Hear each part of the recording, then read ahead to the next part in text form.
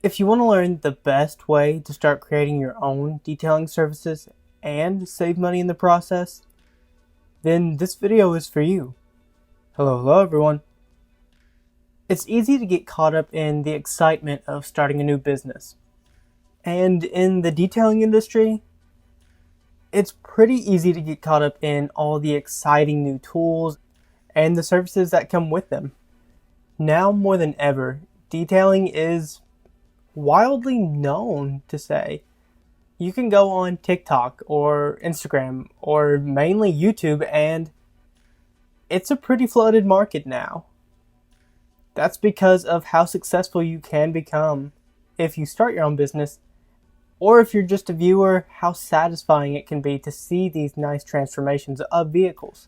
But if you're just starting out, then it's really easy to get ahead of yourself, especially when it comes to making your own services. Many detailers offer individual services, their own packages, so that's clearly the path that you want to take, because that's what every detailer does. But there's a better way to get started without offering too much right off the bat, or basically giving yourself too much to handle. Because with this same idea, there's detailers that offer all kinds of things that you may not be ready for. When you're just starting out, you don't know how to do paint correction, and you definitely don't want to risk booking a customer and just trying it on their vehicle for the first time, because things can go south really quickly. You want to practice, you want to have a little wiggle room. And so the point of this video is to explain that you do not want to buy tools that you aren't going to use.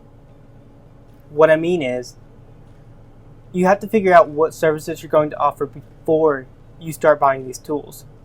Because it's so simple to go backwards and to watch these videos and clips of detailers and all their fancy tools and not so fancy tools and be like, yes, that's what I need. Like, that's the basic things that I can grow off of. When in reality, it's a case-by-case situation for every customer, for every detailer, because you may not live in the same place as the detailer that you're watching online.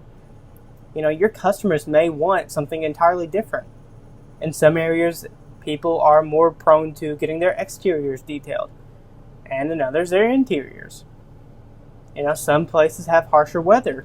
There's a variety of different variables and reasons a customer might want a service over the other. So just because you think you need a tool does not mean it's the best thing for your business.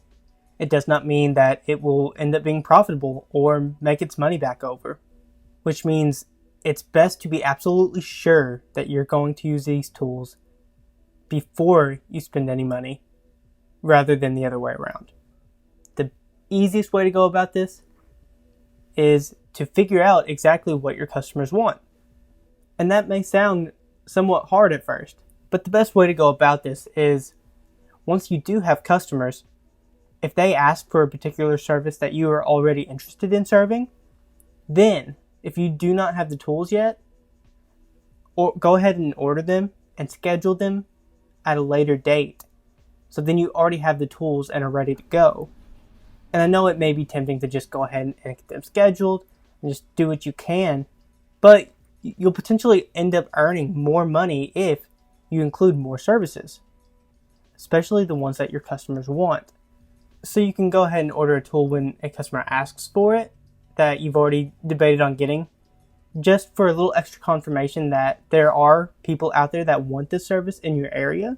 Or to be even safer, you can wait a little bit longer over the course of multiple customers, and if multiple customers are asking for this particular service, then you can go to practice it, you can get all the tools that you need, and you can invite them customers back over and then give them that service that they've always wanted. Because when you think about it, things like brushes, you're clearly going to need. But if you start buying things randomly, say an odor remover, like an ozone machine, or paint correction tools, like these things can wait until you are absolutely sure that people in your area are looking for these packages and services and are what they need. Otherwise, you can continuously dig yourself a hole of buying tools that you will not actually use, or you'll use them so scarcely that it's not even worth offering them whatsoever. And this is just overall how you grow safely without spending the money that you may not have when you're starting out if you're a beginner, or just spending money in general on tools that you will not end up using. Essentially, you'll want to just base your setup and services based on what the buyers want in order to produce the best results possible and satisfy all of the customers that come your way for the long run. And if anything, if you have to decrease some of your services because of this, it may have the opposite return that you wouldn't have thought of originally.